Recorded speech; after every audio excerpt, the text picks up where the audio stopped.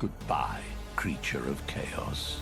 Stop it, Brainy! How dare you command me? And my name is Vril. Oh, but Brainiac is so much more fun. Welcome back to another Harley Quinn Season 5 breakdown with Episode 4. We're getting Brainiac's origin in the Harley Quinn universe for this episode, and it's a little different from the comics, where this episode starts off with Brainiac's homeworld, Callooh, with all the different Calloohians having a family.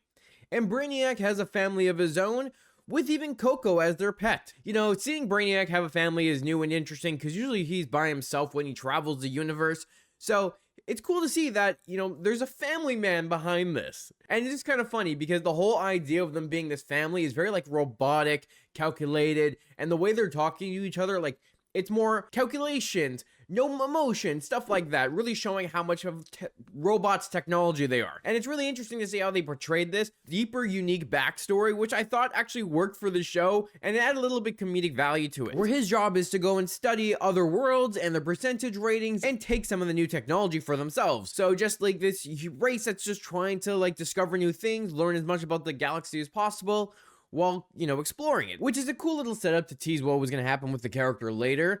But before that, we get introduced to his son, Vril Dox 2. And in the comics, this is actually a character where he does have a son. And in the comics, his son becomes the founder of Legion, which Legion in the comics is a licensed extra governmental interstellar operations network, an intergalactic police force that is hired by different planets. So very interesting to see that, you know, you have this. Vril Dox 2 is actually like a hero in a way in the comics, but in this universe, well, he doesn't really make it past being a kid. And I like with the Vril Dox 2, they have these little like indications of him being a kid, like he wants to play his game rather than eating dinner. And it's just like without the emotion and more of just statistical stuff going on with these guys, they're kind of like just a regular family. But when they're having dinner, Brainiac gets a call from his boss, which is Mr. Star. Now in the comics, Mr. Star was one of the main antagonists for the Legion series, and they were the totalitarian government of Callooh. All of their consciousness were merged into a single being after being defeated by Legion. So cool little Easter egg there to have that character in here, especially with the ties to Brainiac and Vril Dox 2. He's sending Brainiac on his next mission to go to Brainiac, where this planet has the hyper ray that can shrink and grow things, which is the weapon that Brainiac uses to grow and shrink cities. Now in the comics, Brainiac was actually originally from Brainiac before they retconned it and made it Callooh.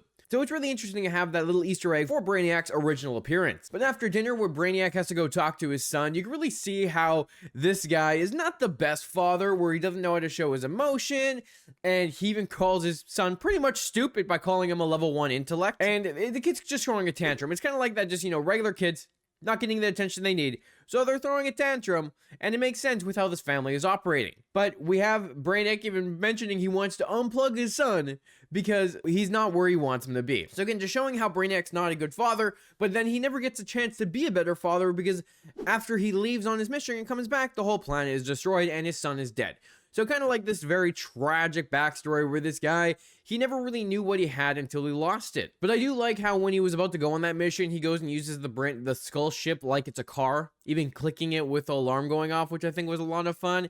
Just, you know, parodying these characters even more, just like how this series does. And his son even gives him a device in a bottle, which inspires him to bottle the city of Kandor later in the episode. And that's also where Coco jumps on the ship with him, and how Coco's on this adventure with him, which then takes a very drastic turn by the end of the episode, but we'll talk about it when we get there. Now, when he first starts this journey, we see a handful of planets from the DC universe. We see Tamaran, which is the planet where Starfire is from. We see the planet HTRAE, which is Earth spelled backwards, and that is actually Bizarro World, where Bizarro hails from in the comics. Then we have Sarnia, which is actually Lobo's home planet from the comics. So we got a reference to Lobo here, which I thought was a cool little Easter egg. Then he gets to Brainiac, gets the hyper ray, then heads home to the planet being absolutely decimated. And, you know, it makes me question who is the one that destroyed this planet. Was it actually because it was only 1% from being perfect, or are there more darker, nefarious mysteries hiding in the deep? Because this could be where we get to the revelation by the end of the episode, by the end of the series, where Brainiac's home planet was actually destroyed by another major DC character. However, this is how Brainiac gets onto his mission to go around the universe, perfecting planets and making them better than they were before, so that no other planet will be away from being perfect. Now, in the comics, he originally goes around preserving these cities because they're dying societies, so he shrinks them into the bottles to gather information and expand his own 12th level intellect. So a little different, of course, but still kind of the same principles because he does save Kandor, which is dying. And I think this is like the trauma response here. He didn't get the chance to make his planet perfect, seemingly cost him everything before he noticed it was too late. He even wanted to say he was proud of his son, but he said he'd do it when he got back, and now he can no longer do it because his family is dead. So definitely setting up like that trauma, that survivor's guilt, where he doesn't want it to happen to other planets, setting up like this darker kind of hero arc where he wants to be that better person saving planets, but then eventually just turns him crazy because he can't control everything. But when he's going around looking for those other planets, he sees even more from the DC Comics, where we have Zur and R, which I no idea if I pronounced that right, but this is actually the name of a distant planet. There's a scientist called Tilanos living on it who became the Batman of this planet, and he was inspired by the Batman of Earth. When the planet was attacked by robot invaders in the comics, he actually teleports Batman to the planet, where Batman actually has Superman-like powers there. So, very deep cut from the comics, but a very cool little Easter egg as well. Then we got Daxam, which is the home of the Daxamites, and Mon-El from the comics. Bismol, which is actually a planet colonized by metagene positive human beings. Ran, which is where Adam Strange operates out of, where he's the human champion of that world. Thanagar, the planet of Hawkman and Hawkgirl. And then Krypton, obviously the planet of Superman and Supergirl, and where Brainiac stops to take the bottled city of Kandor, as it was very, very close to being perfect. So in this universe, just like how the comics is, right before Krypton is about to be exploded and destroyed, Brainiac actually saves the city of Kandor, bottles it up, and takes on his ship. And this is also where they show us that a bunch of other cities are bottled up on his ship, giving us that kind of classic look where Brainiac has all the bottled cities around him. And he ends up going to Earth, thinking that Metropolis is the highest city out of the entire planet that's close to perfection, which is only at 20%. But he talks about how Earth is so uncivilized and they have an 8% perfection rate, which ironically in the DC universe, Earth is considered very uncivilized. And they continue in this here. We're in this world who has advancements, but compared to so many other places in the galaxy, it's uncivilized. It's kind of all over the place. It's not the best planet. I like how they made fun of that in this episode as well, but also proved my theory right about him wanting to bottle up the city of Metropolis. So I thought that was cool. And they had a lot of fun moments with Harley and Ivy being now picked up by Brainiac, calling him out, making fun of him for leaving the intercom on, but then also showing us that Harley is this variable he cannot control and wants to get rid of, which setting up that Harley will be the one to discover everything and to stop him, like she always does. It's her series, it makes sense. They also give us the big reveal that Coco has actually been dead this entire time and his skeleton's just sitting on the floor. So R.I.P. Coco. Turns out that Lena Luthor is actually working with Brainiac and stops him from taking out Harley Quinn because she likes her. And Lena is sure she can make sure that Harley Quinn does not become a problem. Now, one of the interesting parts during this scene that they do is Harley Quinn is calling out Brainiac for destroying things he doesn't understand, which reminds him of his wife. And I think that has to do with him wanting to unplug his son because he couldn't connect to his son and he couldn't really fix what his son was feeling. So I think that's just one of those instances that reminds him of his past. And that's also one of the reasons why he wanted to take out Harley Quinn,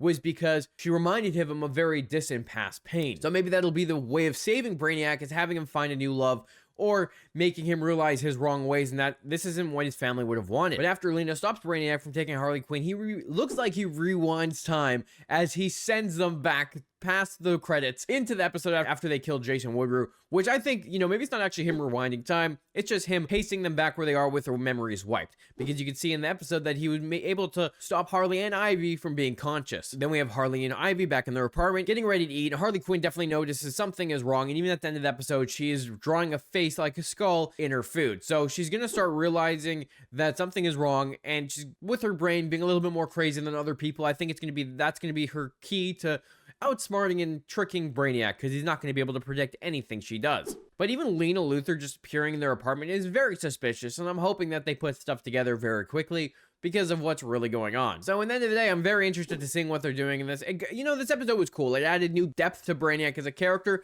made it some more comedic, but also just kind of set up how vast this plan really is. Superman's no longer in Metropolis. It's going to get bottled. But at the end of the day, I feel like this is going to end up leading into all these bottled cities being restored somehow. And, more chaos is going to ensue, because that's what the show is. It's complete chaos 90% of the time. One of the things I really like is the way they kind of throw in those DC references and Easter eggs from the greater comics and deep cuts that you normally wouldn't wouldn't see anywhere else. So it's just cool to see. So let me know, what did you think of this episode of Harley Quinn? Were there any other Easter eggs or references you noticed during it? Let me know down in the comments and we'll talk about it. I hope you enjoyed this video. Don't forget to like and subscribe. It helps out the channel a lot, and you get to stay up to date with all my Marvel, DC, and anime videos. Speaking of that, my Friendly Neighborhood Spider-Man video came out yesterday for episode 3, 4, and 5, so don't forget to check that out if you're a Marvel fan. The video will be linked at the end of this episode, so thanks for watching, and I'll talk to you next week when it's time to watch another episode of Harley Quinn.